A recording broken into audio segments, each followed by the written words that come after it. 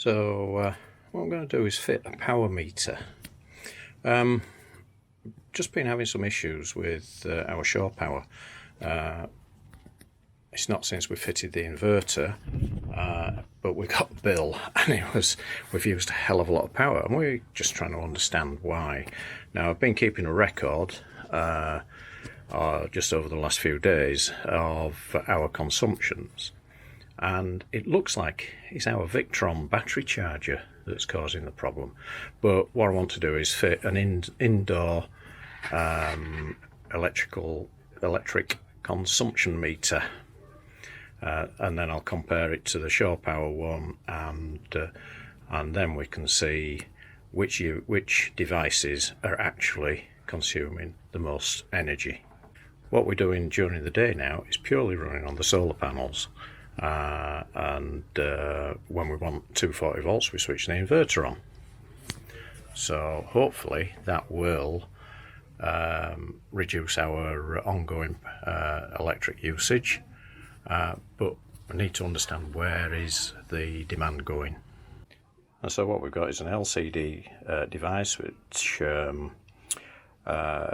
shows 6 parameters, and those are power test range, energy test range, a voltage test, a current, the frequency, and a power factor. Not quite sure what the power factor is, but it will record the wattage and the kilowatts consumed.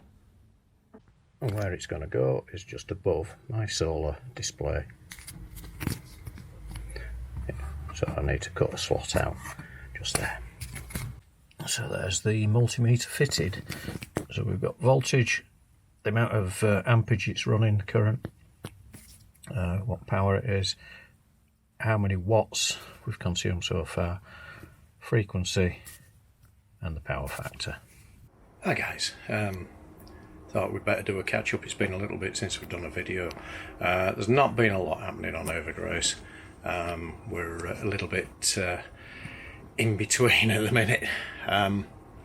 Quick update, Janet starts her radiation treatment tomorrow, and that's one of the things. We've been stuck. We didn't want to go anywhere. We thought about having a run up to Royal Keys or a little bit further, but because we had a lull in Janet's treatments. But typically the weather and the forecast weather for returning was not brilliant.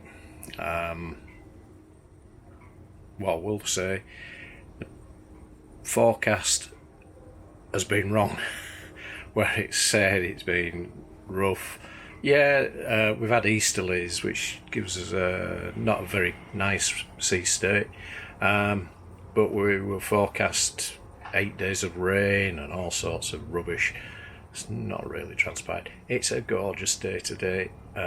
This was our sort of last get back day, and it'd have been absolutely perfect, but hey, that's how it is. You've got to take a forecast, you take it as it is at the time, and then, well, the weather will do what the weather will do. So what have we been doing? Not a great deal. We've got a leak, not from the outside, thankfully. We've got a leak somewhere on our water system. Changed the water pump because I saw that the water pump was leaking, and put a new pump on. That's actually performing a lot better, and it's giving higher pressure, and everything was absolutely perfect for a short while, and then it's started leaking, and the pump is coming on. As the pressure drops, it will run and build the pressure back up, and it's doing it 3 or 4 times overnight, and we're having to bail out. It's not good. Right, well, I found our leak. We've got somewhere across there pipes leaking, which means I'm going to have to disassemble a cupboard in the aft heads to get at it, but it's actually dripping away quite badly. Now, I did look in there a couple of weeks ago But I think because we had a small leak on a joint on our tank, I fixed that, and it's created more pressure in the system, and it's created another leak elsewhere. But at least it's not one of these crimped joints, I don't think. I think it's more to do with more of a standard joint. So we'll see. It's not that lot. I can actually see, if you can on camera, it dripping away at the back there. So while I'm in here, we'll check other things. Everything else looks good. This is the starboard fuel tank, and this is the top that somebody cut into it before we bought the boat, and this is the cause of a lot of our silicon contamination. Now the black you can see around it is not silicon, that is a neoprene seal that I made, and that all looks good. This tank is full, so, and there's no sign of any leakage, which is absolutely fantastic. So the water is all down there. Obviously it's the bottom. It's dripping down. You can see it dripping from the top, and it's coming off the bottom of the basin, and there's no water in the basin, so it must be coming from up there somewhere. It's all wet at the back of the basin. Right, we found our water leak. The blue hose has got a little tiny pinprick of a hole in it, and it's constantly pouring water out. So got to go find a new hose for that, but it is a simple one to fix. And so after a bit of a struggle, replace that hose. I've had to use a UK sized washing machine appliance hose, the only thing I could find. So that's a bit of a stretch to go onto the USA joint, but it's alright, it's on and sealed. We're up to pressure and I don't see any squirty bits. So just got back from James Cook Hospital after Janet's first treatment of radiation, and our new Venetian blinds have arrived. And there's Janet, she's had her first dose of radiation and she's flaked out. So after about an hour's work, we've got the 2 new blinds up. Hi guys! Well, it's Wednesday, the 17th I believe it is, of May, and it's about 7:15 in the morning, and we're on our way to James Cook Hospital. Why? Because it's my last radiotherapy today. So, we'll see what happens today.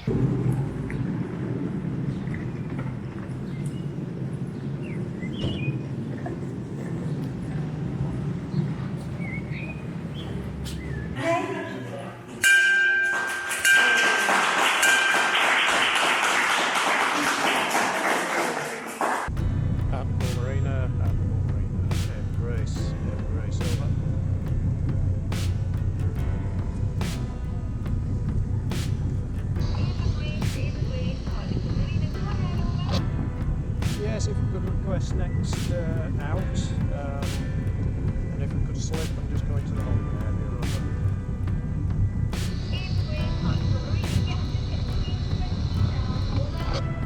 area. Okay, all received, thank you.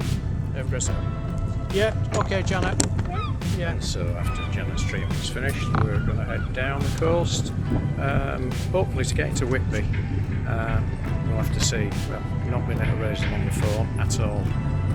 I always like to ring ahead, but we'll go and see what we can do.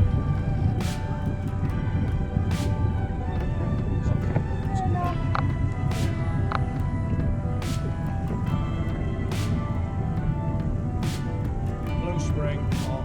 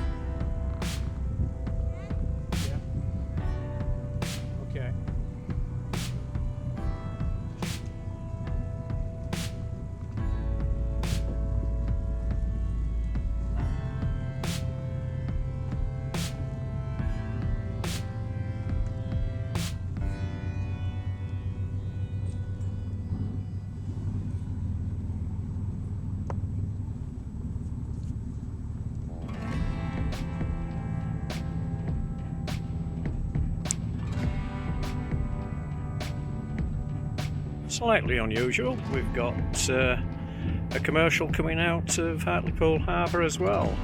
And then ahead of us we've got 2 tankers heading into the Tees. So a little bit of traffic today.